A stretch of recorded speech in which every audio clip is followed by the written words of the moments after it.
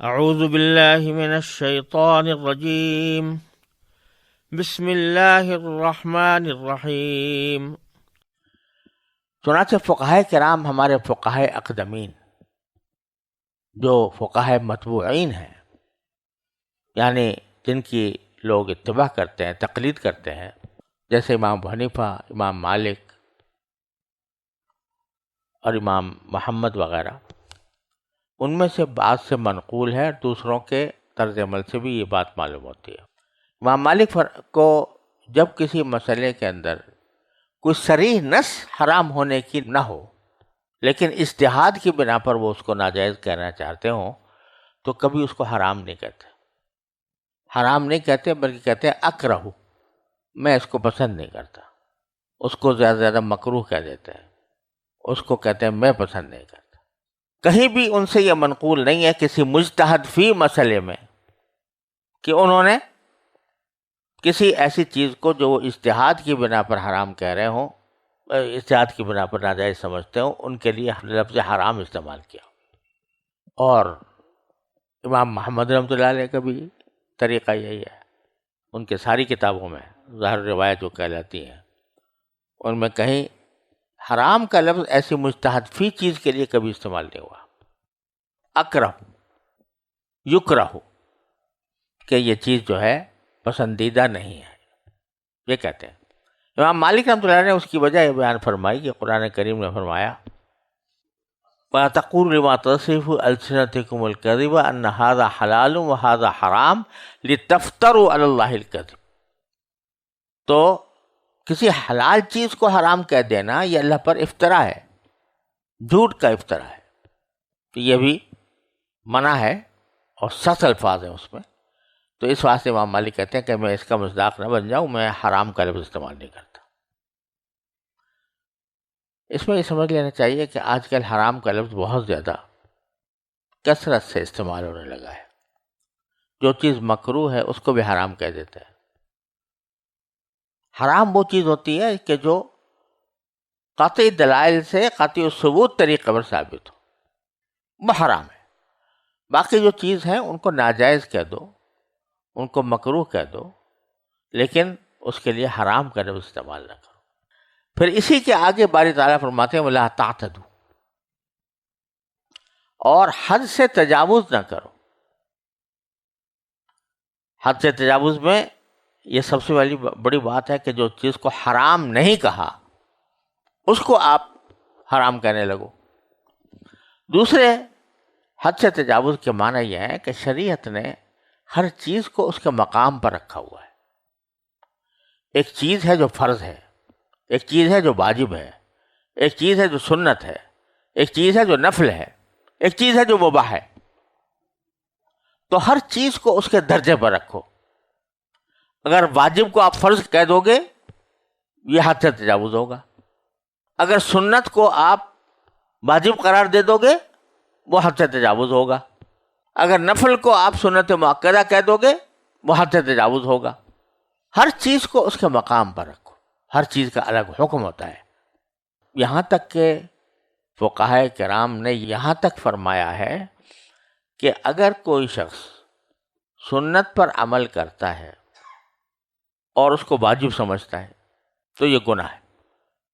عمل سنت پر کر رہا ہے لیکن عقیدتاً اس کو واجب سمجھ رہا ہے تو یہ گناہ ہے۔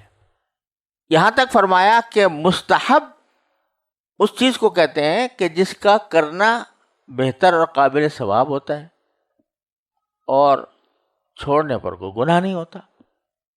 اگر کوئی مستحب کا ایسا التزام کرے کہ جیسا التزام واجبات کا کیا جاتا ہے تو وہ بھی بدعت ہو جاتا ہے کام مستحب، اور اس کی پابندی کرنا کوئی بظاہر تو اچھی بات ہے، ٹھیک ہے کرے، ساری زندگی کرے، کوئی مسئلہ نہیں، لیکن اس طرح کرے کہ اس کے نتیجے میں دیکھنے والے یہ سمجھے کہ یہ بھی واجب ہے یا سنت مؤکدہ ہے، تو یہ ایسا کرنا بھی جائز نہیں ہے، بدعت میں داخل ہے۔ یا کوئی مباح کام ہے اور اس مباح کام کو آدمی یہ سمجھ کر رہا ہے کہ یہ مستحب ہوگا تو یہ بھی وہ مباح کام کو اس نیت سے کرنا یہ حدود سے تجاوز ہے۔ اب جیسے مثال کے طور پر کوئی بیماری ہوتی ہے یا کوئی تکلیف پیش آتی ہے تو لوگ تعویذ گنڈے لکھواتے ہیں یا آیات قرآنیہ سے علاج کرنا چاہتے ہیں، تو یہ جائز تو ہے، شرعاً کوئی گناہ نہیں ہے۔ اگر جائز طریقے سے کیا جا رہا ہے، جائز الفاظ لکھے جا رہے ہیں، اللہ تعالیٰ کے قدرت کا ذکر ہے، کسی شیطان سے مدد نہیں مانگی جا رہی، تو جائز ہے۔ لیکن لوگ اس کو نیکی سمجھتے ہیں، ثواب سمجھتے ہیں کہ تعویذ گنڈوں سے علاج کرنا ثواب ہے، یہاں تک کہ اس کا نام روحانی علاج رکھ دیا ہے، تو اس کو ثواب سمجھتے ہیں۔ یا جو شخص یہ کام کر رہا ہو اس کو یہ سمجھتے ہیں کہ یہ بہت، یعنی اس تعویذ گنڈے کے کرنے کی وجہ سے یہ بہت بزرگ ہو گیا۔ تو خوب سمجھ لیجئے کہ تعویذ گنڈے کرنا جائز ہے بشرائط، لیکن نہ اس کو یہ کہا جا سکتا ہے کہ یہ مستحب ہے، نہ اس کو یہ کہا جا سکتا ہے کہ سنت ہے، نہ اس کو یہ کہا جا سکتا ہے کہ ثواب کا کام ہے۔ یہ ایسے ہی جیسے دوا کھا لینا، دوا سے کسی کا علاج کرنا، اس میں اور اس میں کوئی فرق نہیں ہے حکم کے اعتبار سے، لیکن لوگ اس کو مستحب سمجھنے لگتے ہیں۔ یہ بھی حدود سے تجاوز ہے۔ اتنا زبردست لفظ ہے یہ، ولا تعتدوا، حد سے تجاوز نہ کرو۔ تلک حدود اللہ، دین نام ہی حدود اللہ کا ہے۔ اللہ تعالیٰ نے حدود مقرر کی ہے ہر چیز کی۔ محبت کی بھی ایک حد ہے،